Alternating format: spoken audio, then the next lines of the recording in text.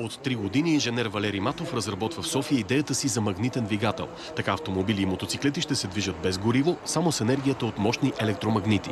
От акумулаторите взимаме електрическа енергия, с която захранваме този двигател, чрез който управляваме самите обороти на тази машина.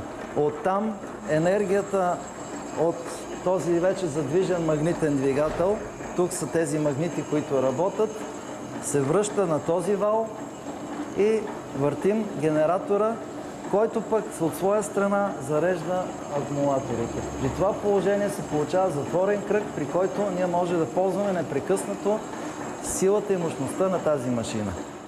Инженер Матов е патентовал идеята си като полезен модел и изобретение. Магнитният му двигател може да бъде инсталиран във всяко превозно средство, дори да захранва сток, апартамент или къща срещу минимална месечна сума. Ако тази машина ни даде 10 кВт електрически, то 10 кВт електрически се равняват на 40 конски сили, които съвсем спокойно могат да задвижат автомобила и да си развием 100-120 км без проблем. Италианската полиция е проявила интерес към изобретението на инженер Матов. Предстои подписване на договор за оборудването на полицейските скутери и мотоциклети с неговия двигател. Но българските институции не се интересуват от идея, която пести горива.